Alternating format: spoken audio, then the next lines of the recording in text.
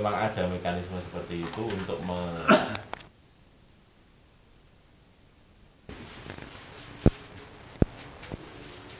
terus bahwa ada alam lain di balik alam ini dengan mekanisme mati suri. Karena kan banyak dialami dan ternyata ceritanya sama. Padahal orang yang mengalami pada waktu yang berbeda, terpisah jarak yang sangat jauh, tidak saling mengenal, orang janjian, tapi mereka menceritakan versi tentang mati suri yang ditemui ketika dia mati suri ternyata sama.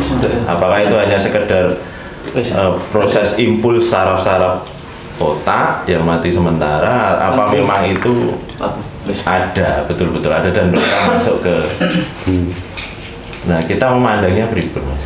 Itu dia ya? Suri itu artinya apa ya? Suri itu sisir. Jadi bersisiran terus mati. Nggak kembali ke dimensi tadi kan? Jadi mati suri itu kan yang dimatikan fisiknya. Artinya secara sistemik ya, secara sistemik fungsi-fungsi seluruh organ yang ada di dalam fisik mati kan, tidak bekerja. Apakah tidak bekerjanya itu total atau apa itu ya case-nya, kejadiannya beda-beda.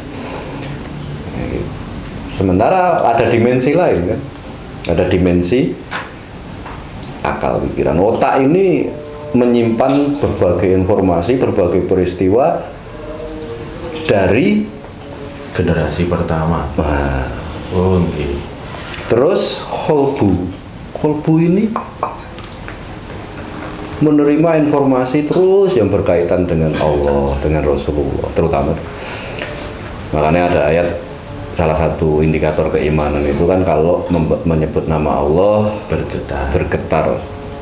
Karena posisinya memang ada di kolbu itu urusannya. Dia menyimpan banyak informasi. Kolbu itu menyimpan banyak informasi. Dari mana? Ya tadi sudah. Ya. Dari Allah. Apakah langsung? Apakah melewati guru? Apakah melewati perbincangan semacam ini? Kayak saya ngomong begini, itu di antara kita semua ada yang hanya fisiknya yang menerima, berarti dia hanya mendengar, gitu.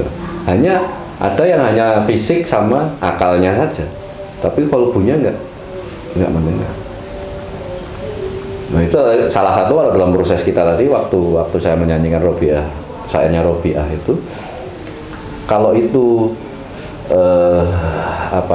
kolbunya bekerja pasti ada getaran. Pasti ada getaran di sini. Belum lagi kalau tadi kembali ke roh. Nah, ketika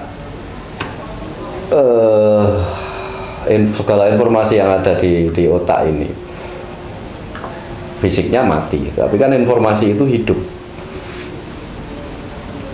gitu kan. Maka kemudian sangat bergantung pada proses orang yang mati suri itu. Kalau orang yang mati suri itu selama proses religinya, proses ukrawinya, proses spiritualnya itu masih sebatas akal, maka ketika dia mati suri yang banyak bekerja ini, harapan-harapannya, keinginan-keinginannya, bayangan-bayangannya, gitu kan. Karena setiap orang yang berproses spiritual itu kan punya bayangan-bayangan macam-macam, gitu kan. Bayangnya ketemu wali A, wali B, wali C kan. Nah ketika mati suri, ya itu yang muncul, itu yang muncul. Tapi ketika dalam prosesnya itu kolbunya yang dominan, dalam proses ketika dia masih hidup itu kolbunya yang dominan, maka ya hal yang berkaitan dengan keilahian yang akan muncul dalam saat dia mati suri. Tapi kalau rohnya yang dominan dalam proses spiritualnya, ya maka itu tadi beberapa orang sampai masuk ke alam azani, ke alam. Karena kebanyakan kita begini, kalau kita bicara soal waktu ini jarang dibahas. Orang kan kalau bicara waktu itu hanya ingat masa lalu, masa sekarang, dan masa akan datang. Padahal masih ada satu masa azali. Sebelum masa lalu itu ada namanya masa azali. Itulah masa ruh kita. Ajal, pada saat ajal sudah Azali. Bukan ajal. oh Ya. Itulah Kalau ajal kan jiwa.